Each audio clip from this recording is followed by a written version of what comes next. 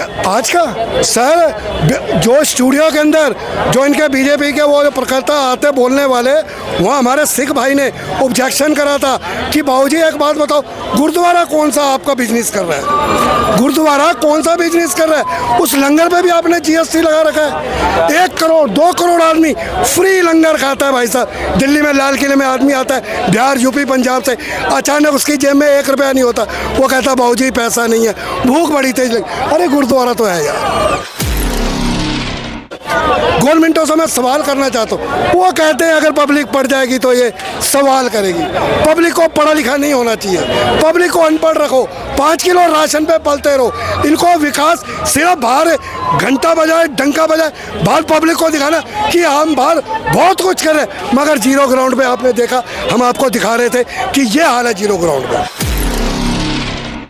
देखिए ऐसा है, हराम के कमाने वालों को महंगाई नहीं लगेगी।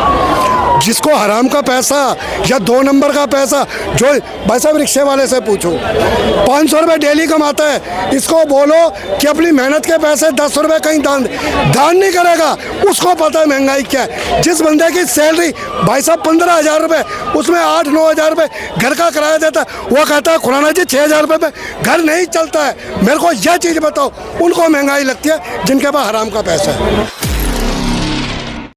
नमस्कार दोस्तों, मैं आशुतोष और आप देख रहे हैं पॉलिटिक्स तक। जिसके साथ जनता उसी के हाथ में सत्ता, ऐसा कहा जाता है।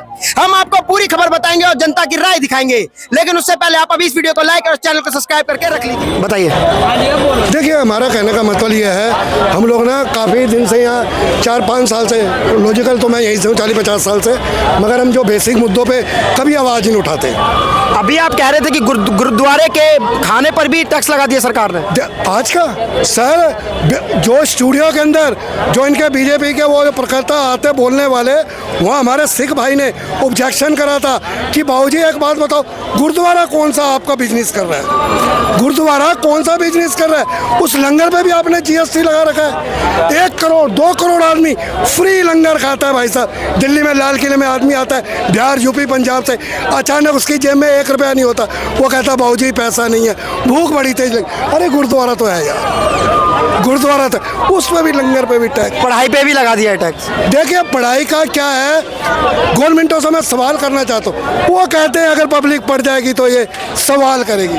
पब्लिक को पढ़ा लिखा नहीं होना चाहिए, पब्लिक को अनपढ़ रखो, 5 किलो राशन पे पलते रहो। इनको विकास सिर्फ बाहर घंटा बजाए डंका बजाए बाहर पब्लिक को दिखाना कि हम बाहर बहुत कुछ कर रहे हैं, मगर जीरो ग्राउंड पे आपने देखा, हम आपको दिखा रहे थे कि ये हाल है जीरो ग्राउंड पे। मैम कई बोलते हैं लोग कि महंगाई नहीं है, वापस मोदी।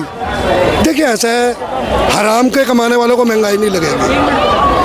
जिसको हराम का पैसा या 2 नंबर का पैसा, जो भाई साहब रिक्शे वाले से पूछो 500 रुपये डेली कमाता है, इसको बोलो कि अपनी मेहनत के पैसे 10 रुपये कहीं दान नहीं करेगा, उसको पता है महंगाई क्या है। जिस बंदे की सैलरी भाई साहब 15,000 रुपये, उसमें 8-9 हज़ार रुपये घर का किराया देता है, वो कहता है खुराना जी 6,000 रुपये में घर नहीं चलता है। मेरे को यह चीज़ बताओ, उनको महंगाई लगती है जिनके पास हराम का पैसा है। सरकार कहती है 70 साल से कुछ नहीं हुआ था, जो हुआ है ये 9-10 साल में ही हुआ है। अरे वेरी गुड, इस मामले में बहुत एक जोकिंग आ जाएगी, आपको हंसी भी आ जाएगी।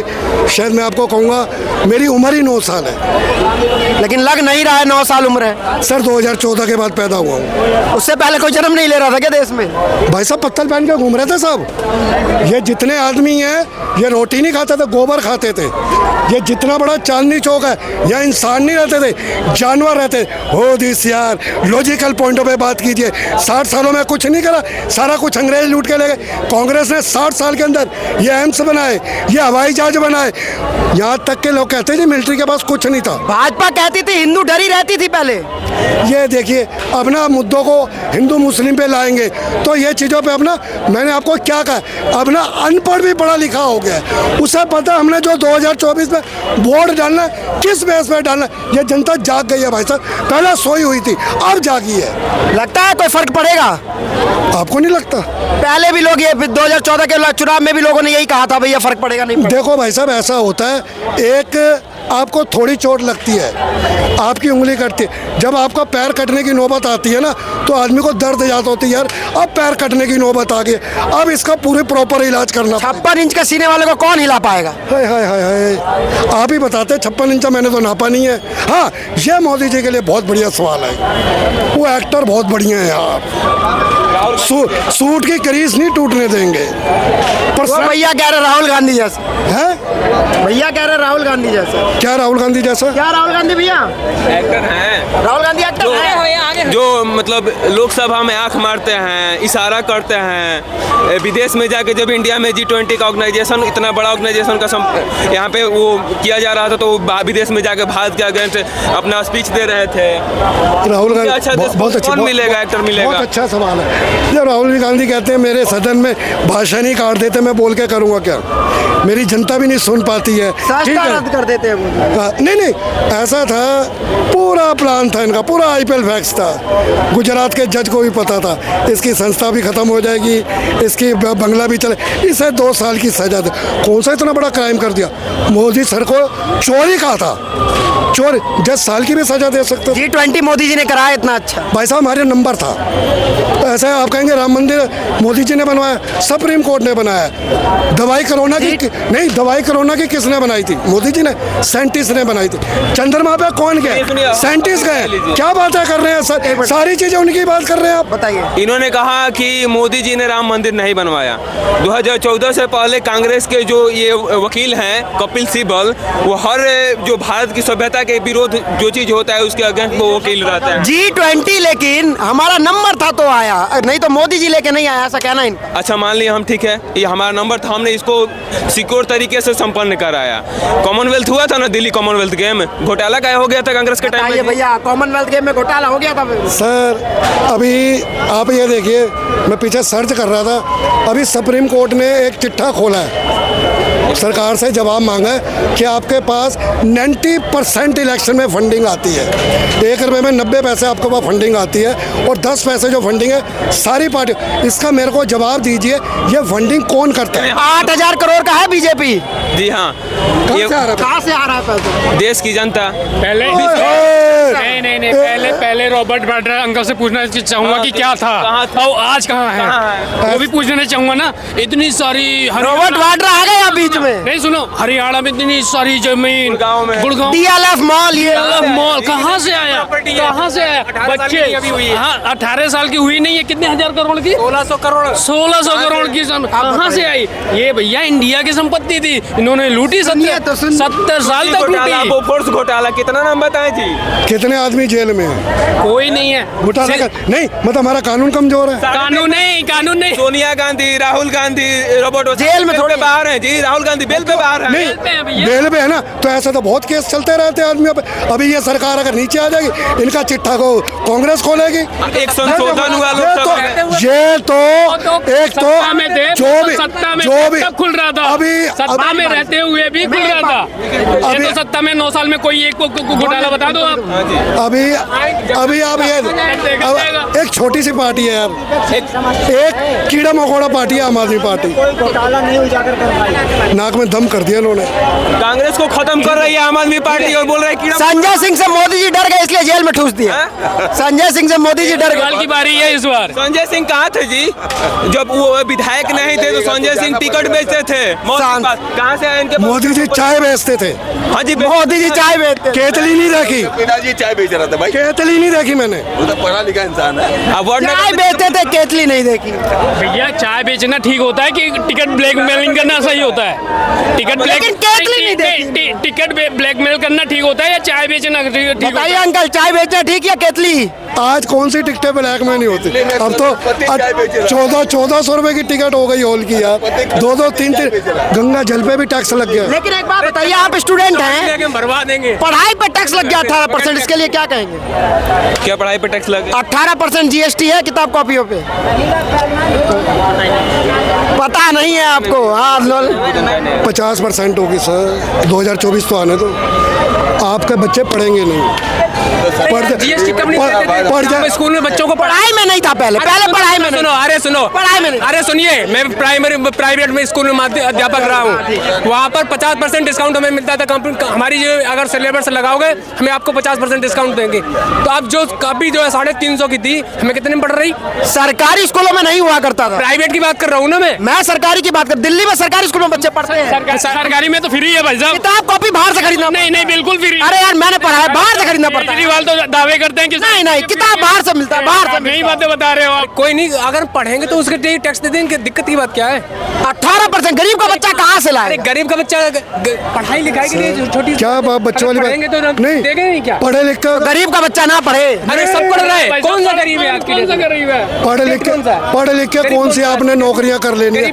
पकौड़े ही तलोगे। गुरुद्वारे पर टैक्स, गुरुद्वारे पर अंकल गुरुद्वारे वाला बात बताइए। वो नहीं पूछो, काय के गुरुद्वारे? आप बताइए, पहले बात बताइए। ऐसा है सर, हम लोग गुरुद्वारे जाते हैं, फ्री लंगर है, कोई बिजनेस नहीं है। या तो करोड़ों रुपए बिजनेस कर रहा है गुरुद्वारे, इसमें आपके हिसाब से लंगर पे टैक्स लगना चाहिए। आप वैष्णो देवी जाइए, फ्री मिलेगा। ज्वाला देवी जाओ, फ्री मिलेगा। सिटी साईं बाबा जाओ, फ्री मिलेगा। गुरुद्वारे में टैक्स का है? अगर खाने की बात है तो बता रहा हूँ, फ्री मिलेगा। गुरुद्वारे में टैक्स हमारे यहाँ फ्री मिलेगा। टैक्स दे रहे हैं, उससे देखो। फिर आप जाइए पुरी में, उस पुरी का जितना भी पैसा आता है उससे स्टेट गवर्नमेंट का खर्चा चलता है। इतना पैसा आता है। तिरुपति बालाजी जाइए आप, इतना पैसा टैक्स में आता है। वो सरकार का पैसा लेती है, तो बाद में जब ब्याज देकर उसको। पतंजलि से क्यों नहीं लेती फिर? पतंजलि बाबा कर तो रहे, दे तो रहे साइड से होके। रामदेव बाबा पे सवाल मत करो भाई साहब। 50 रुपए लीटर तेल की बात हुई थी। वो तो बहुत कुछ भैया सरसों महंगी हो, तेल महंगा नहीं होगा। उस टाइम तो पेट्रोल अरे सरसों उस टाइम साड़ी पेट्रोल आज भी 35 से 50 का है। तो 100 रुपए लीटर है। 35 लोग हमें 100 देना पड़ता है। टैक्स कहाँ जाएगा? सेंट्रल टैक्स कहाँ जाएगा?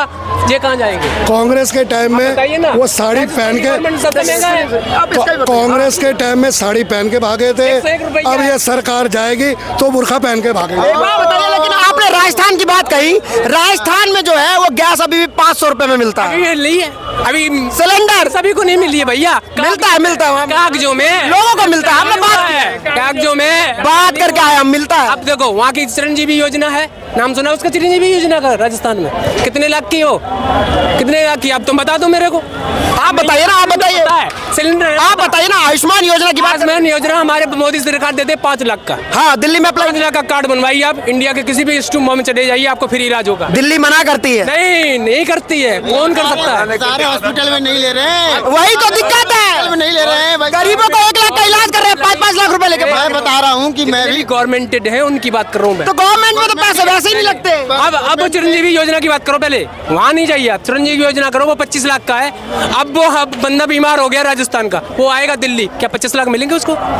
दिल्ली में तो फ्री इलाज है ना। फ्री की बात कर रहा हूँ, 25 लाख चिरंजीवी योजना की बात कर रहा हूँ मैं। इलाज ही फ्री होगा तो पैसा कहीं मिले? कहाँ फ्री है?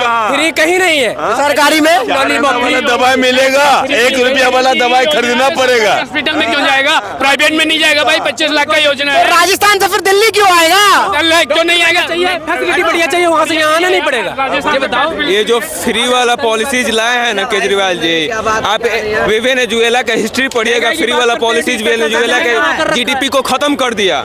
उस तरह कुछ टाइम में ये फ्री वाला पॉलिसीज भारत को केजरीवाल कह रहे हैं भैया मैं IAS था और चौथी पास राजा है। पता है उनको कहाँ? केजरीवाल बोले थे कि हम भ्रष्टाचार खत्म करेंगे। उनका सारे मंत्री जेल के अंदर है। मनीष सिसोदिया जेल में घुसल है, ये आपका संजय सिंह जेल में घुसल है। बोले थे कि केजरीवाल डाकू है, डाकू। इसको साले को जितने जूते मारे जाए उतने कम है। ये है कहाँ का? दिल्ली में आके मुख्यमंत्री बन गया और दिल्ली वालों की जेब पे डाका डाल रहा। ये रोड केजरीवाल ने बनवाया, उसके बाप ने बनवाया है, उसके बाप ने बनवाया। उसके पास वो चंदा लेके तो उसने सरकार बनाई। सही बात है। चंदा लोगों की जेबें काट के हमसे कहता था मैं रेहड़ी पटरी वालों को सबको ये जुर्माने खत्म करा दूंगा। शराब घोटाला हुआ है, शराब घोटाला हुआ। अरे सारे घोटाले हो रहे हैं, सारे घोटाले हो रहे हैं। अभी 4 बार सरकार बना चुका, 4 बार सरकार बना चुका और अभी हमारा आयुष्मान का कार्ड नहीं बना। इस केजरीवाल के वजह से अन्ना हजारे जी कुछ बोल नहीं पा रहे हैं कि हमारा शिष्य इतना करप्टेड हो गया। एक बार भी अब आए हैं अन्ना हजारे जी बाहर अपना अनशन करने या फिर की बात ही नहीं करते, जिसके लिए वो आए थे वो की बात कहाँ करते। उन्होंने भाई आया है कि हम जो बोले थे ना कि आधुनिक गांधी, एक गांधी जी के बाद ये दूसरे गांधी बने थे, लेकिन उनको नहीं पता था कि केजरीवाल हमारा नेहरू बन जाए। कह तो रहे हमारे पार्टी ने घोटाला नहीं किया है, जब मोदी जी डर गए हैं तो उठा उठा के ले जा रहे हैं। घोटाला किया नहीं, चुनाव आ गया इसलिए जो जा रहा है वो वापस क्यों नहीं आ रहा है भैया। जैसे पीएम ये देखिए, अगर सब विपक्ष वाले चोर हैं तो आप जो है प्रमाण साबित करिए, साबित करिए प्रमाण। जेल में कितने पड़े हैं? ये तो विपक्ष वाले इसलिए जेल में पड़े हैं। प्रमाण है। राजा भैया को बीजेपी में लेकर उनको कारागार मंत्री बनाया, जबकि हमें तो नहीं पकड़ के पुलिस ले गई, नहीं सी ईडी। आपने घोटाला नहीं किया है। तो ऐसे तो कहने दो करने में फर्क है। कहते रहे हमने नहीं किया, हमने नहीं किया। अच्छा एक क्वेश्चन बताइए, जब इंडिया गठबंधन हुआ, एक मिनट बताइए आप, अब जब इंडिया गठबंधन हुआ, जब इंडिया के 28 पार्टियां बैठी, तो मोदी जी डर के मारे एनडीए को क्यों बिठाने लग गए? कहाँ एनडीए को बिठाने लगे? तुरंत मीटिंग शुरू हो गई थी, एनडीए की 30 पार्टी जुड़ गई थी। अरे हो नहीं, कोई मीटिंग नहीं हुई भाई साहब, कोई मीटिंग हुई होगी नहीं होगी, क्यों नहीं होगी भाई साहब, क्यों नहीं होगी? इसमें प्रधानमंत्री कौन है ये तो बता दो। एनडीए सहयोगियों से ताजा हालात पे चर्चा नहीं करेंगे। इंडियन हटा रहे हैं, वही बैठक करा के इंडिया हटा रहे हैं, तो इंडिया गेट कहाँ जाएगा? I love my India, mother India. अरे यार इंडिया हटा रहे हैं, देखिए आप बताइए, ये मुद्दा है। भारतीय रहेंगे तो इंडिया नहीं है, संविधान में लिखा है इंडिया डेट इज भारत। संविधान इंग्लिश में भी लिखा है, ठीक है, तो हिंदी में लिखा है भारत, जो उसको हिंदी माना जाता है। सुनो आज का उसमें अगर हम संविधान की बात करेंगे उसमें बहुत बड़ी चर्चा होगी। कॉपीराइट किया गया है, ठीक है, ज्यादा उनमें ज्यादा संशोधन। इंग्लिश वाले संविधान में एक मिनट इंग्लिश वाले संविधान में इंडिया डेट इज भारत लिखा हुआ है, वैसे ही हिंदी वाले संविधान में लिखा हुआ है भारत, जिसको हम इंडिया भी बोल सकते हैं। ये लिखा हुआ तो दिक्कत क्या है? तो बोलने में क्या दिक्कत तो है? इंडिया नाम बता रहे हैं, ये हटाने की कोशिश कर रहे हैं, क्या बता रहे हैं कि नहीं? हटाने के बोले नहीं सर, अब हम डिजिटल इंडिया नहीं चल रहा है, जो डिजिटल करेंसी नहीं चल रही है।